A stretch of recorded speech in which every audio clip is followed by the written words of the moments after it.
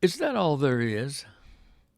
In this 1960s song made popular by American torch singer Peggy Lee, songwriters Jerry Lieber and Mike Stoller write from the point of view of a person who is disillusioned with events in life that are supposed to produce feelings of emotion, like seeing her family's house on fire when she was a little girl, or visiting the circus, or falling in love for the first time.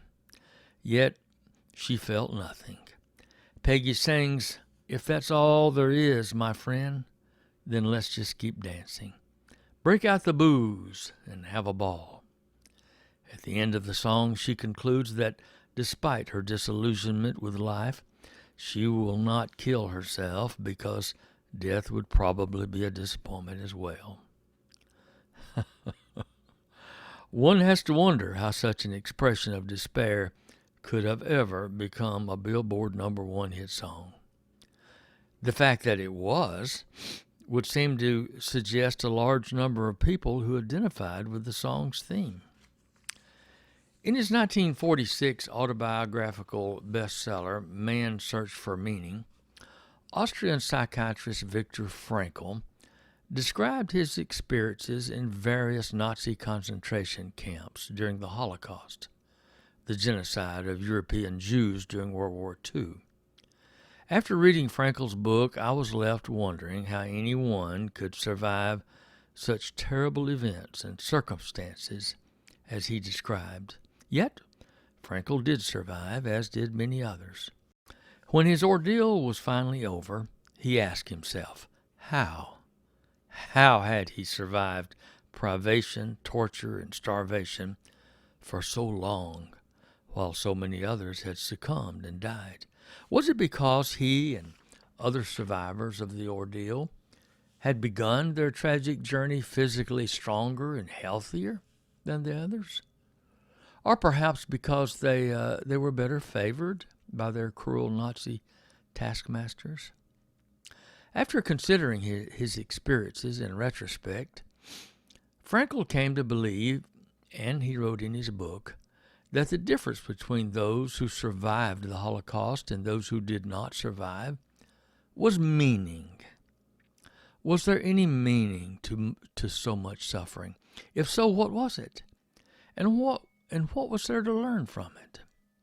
Frankl observed that those who could not find meaning in their suffering quickly lost hope and died, while even the physically weak who did find meaning and hope in their suffering not only survived, but were often able to carry on their miserable lives with a certain amount of dignity, joy, and cheerfulness in their visages. The Judeo-Christian story of Job, found in the Old Testament, provides Bible believers with an excellent example, of a man who successfully endured severe trials and tribulations through his faith and hope in a God who loved him and had promised him eternal life in a resurrected body.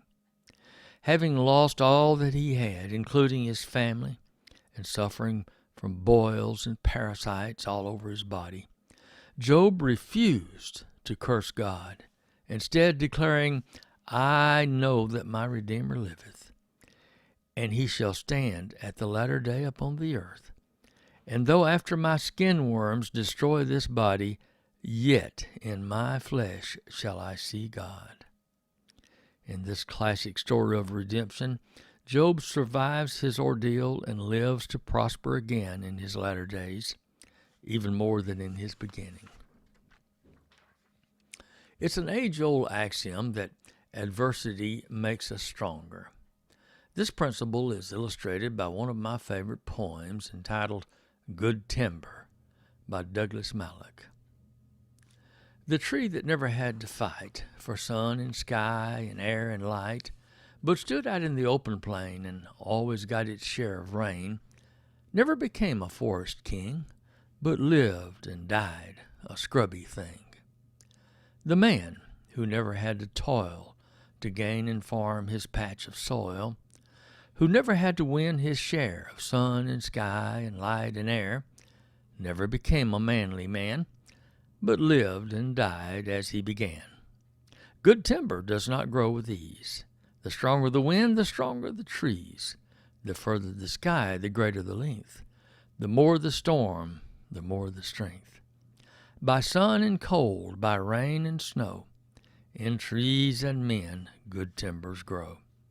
Where thickest lies the forest growth, we find the patriarchs of both, and they hold counsel with the stars, whose broken branches show the scars of many winds and much of strife. This is the common law of life.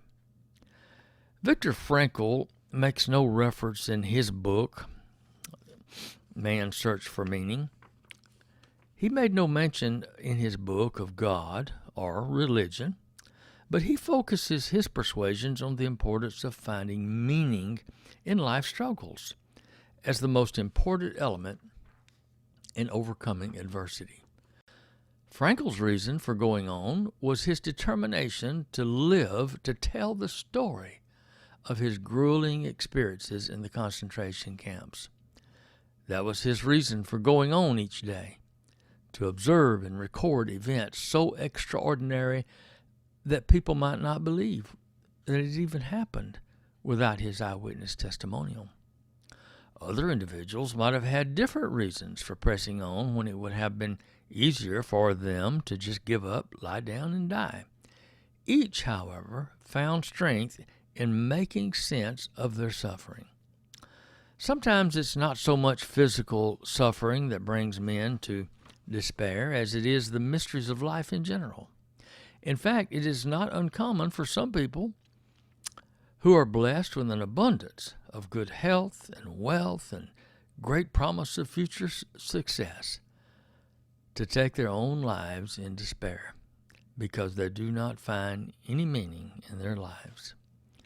Scientific studies have indeed suggested that people who find meaning in their sufferings and adversities are generally happier, less anxious, and more durable than those who don't. Since mortal life is but a moment in the eternal scheme of things, we don't have a lot of time to figure it out. So it might be a good idea to put our crossword puzzles down and get right to it.